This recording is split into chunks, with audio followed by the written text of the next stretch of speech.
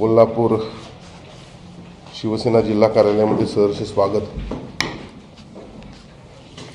आपल्याबरोबर थोडी चर्चा करावी, काही गोष्टींची माहिती द्यावी यासाठी आपल्याला आज या ठिकाणी मी आमंत्रित केलं आणि त्याबद्दल आपण उपस्थित राहिलात म्हणून मी आपल्या सर्वांना मनपूर्वक धन्यवाद देतो।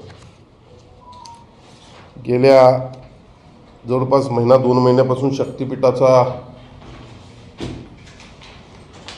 विषय सुरू आहे। शासनानं शक्तिपीठ महामार्ग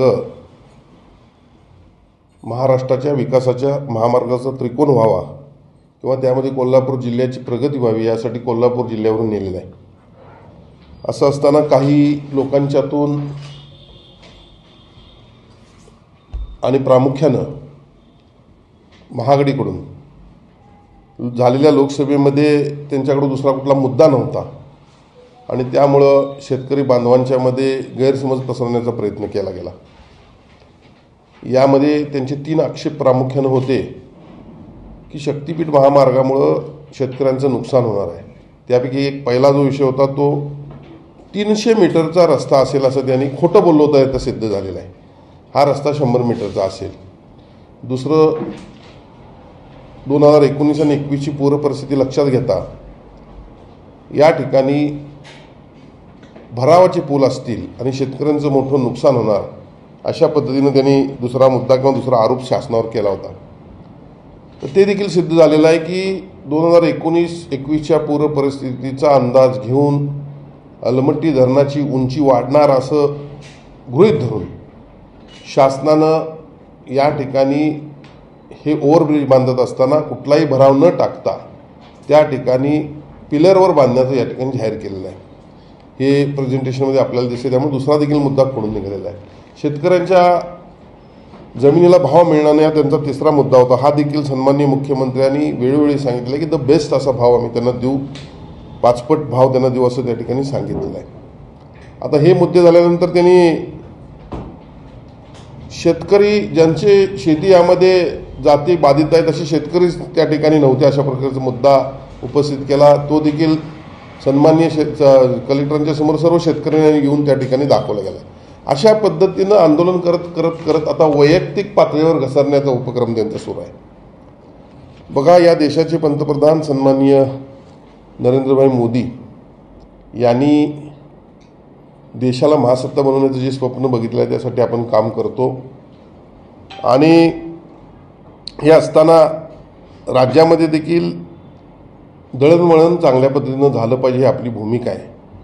महाराष्ट्र एवढेच दक्षिण कोरिया असेल, जापान असेल, जर्मनी असेल, 3 राष्ट्र महाराष्ट्राच्या क्षेत्रफळा एवढे असताना त्या ठिकाणी जवळपास 8000 किलोमीटरचे द्रुतगती मार्ग आहेत आणि असं असताना त्यामुळेच त्या देशांची प्रगती झालेली आहे। दळणवळण हा प्रमुख भाग आपल्या विकासाचा असतो।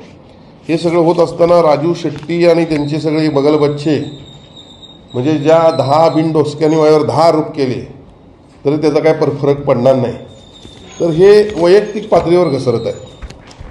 आता यामध्ये काल आपले सन्माननीय युवा नेते आणि शिवसेनेचे संसदीय गटनेते सन्माननीय श्रीकांत शिंदे साहेब कोल्हापूर दौऱ्यावर होते आणि त्यामुळे मी त्यात व्यस्त होतो। तर ते बिंदू चौकात काय आले, त्यांनी काय काय ते केलं, आता हे मी म्हणायची गरज नाही त्यांनी काय काय केले, शेतकऱ्यांनाच कळालेलं आहे की राजू शेट्टी कुठल्या लायकीचा नेता आहे आणि त्यामुळं शेतकऱ्यांनी त्यांना त्यांची जागा दाखवलेली आहे। लोकसभेमध्ये त्यांची डिपॉझिट जप्त झालेली आहे आणि विधानसभेला तर एक मोठ्या ज्येष्ठ नेत्याची तर घंटी देखील आम्ही वाजवलेली आहे। 10 पैकी 10 उमेदवार या ठिकाणी निवडून आलेले आहेत आणि म्हणून हे काही जर आरोप करत असतील तर याला उत्तर देणं मी बांधील आहे का, तर मला नाही वाटत मी यांना बांधील आहे। कारण जनतेनं झालेल्या विधानसभेच्या निवडणुकीमध्ये माझ्यावर एवढ्या खालच्या दर्जाचे याने आरोप केले तर मतदारांनी हे आरोप झिडकरून मला 30,000 मतांनी निवडून दिले। तब्बल 30,000 मतांनी शहरामधून 30,000 मतांना निवडून जाणारा मी पहिला कार्यकर्ता आहे। शहरामधून 3ऱ्यांदा विधानसभेत निवडून जाणारा मी पहिला कार्यकर्ता आहे।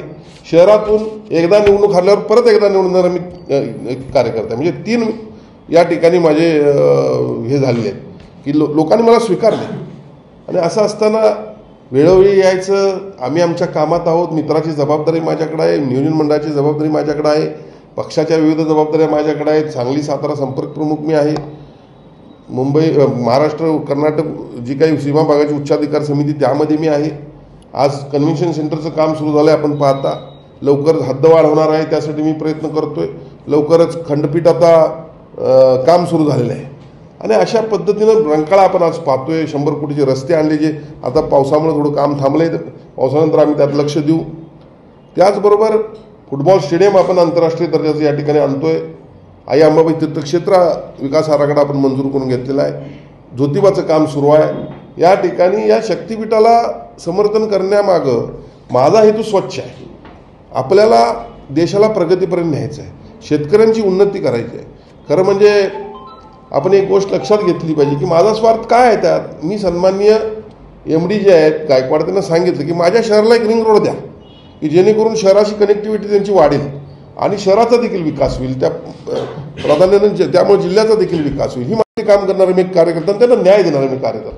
अशा पद्धतीने काम करत असताना, आंदोलन देखील करत असताना किती आंदोलन कशी करावी, किती करावी ह्याला देखील मर्यादा असतात. ह्या सगळ्या मर्यादा यांनी सोडलेल्या आहेत.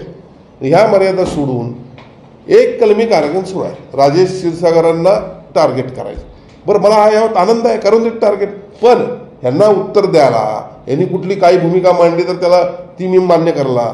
मी काय बांधील नाही आहे, मला लोकांनी निवडून दिलेलं आहे. आणि हे त्यांना पाहिजे असेल तर मी त्यांना आवाहन केलं ना. मी आज देखील आपल्या माध्यमातून त्यांना आवाहन करतो, जे माझ्या वडिलांच्या वैद्यकीय बिलाचा 85 लाख रुपये मी शासनाकडून घेतले असा माझा आरोप होतोय. बघा, हे आरोप कधी झालेले आहेत? 2019च्या निवडणुकीतले आरोप आहेत. हे आरोप सिद्ध झाले का? हे आरोप सिद्ध झालेले नाही. मी आज जाहीरपणे वर्तमानपत्रांच्या माध्यमातून राजू शेट्टी आणि जे त्यांचे बगलबच्चे आहेत त्यांना आवाहन करतो, जर या ठिकाणी मी जर 85 लाख रुपये शासनाकडून घेतले असेल, आज माझ्या आमदारकीचा मी राजीनामा देतो आणि मी राजकीय संन्यास घेतो. आणि हे जर खरं नसेल तर जे आरोप करतात ते राजकीय संन्यास घेणार का?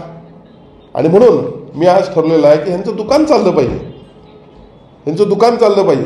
माझ्यावरती आरोप करायचे आणि यांचं दुकानदारी चालू ठेवायची, हेच यांची एक एकंदरीत भूमिका आहे. आणि त्यामुळे त्यांचं दुकान चालू राहणार आहे.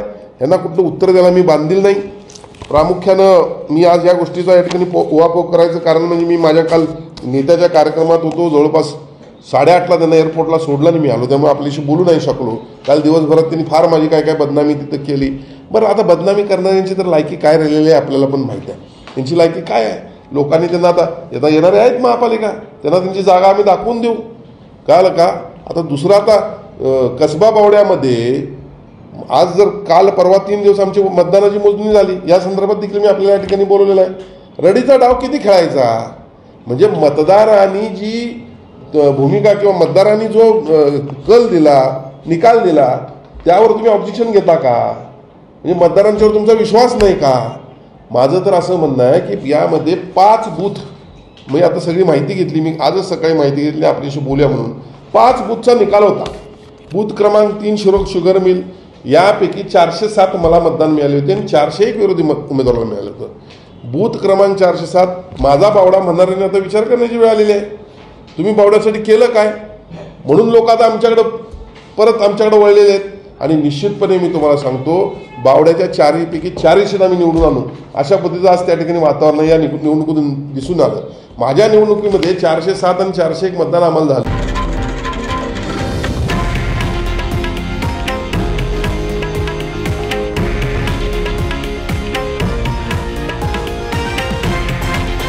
हे आहे देशातील नंबर 1 न्यूज नेटवर्क आणि आपण पाहत आहात TV9 मराठी, एकमेव.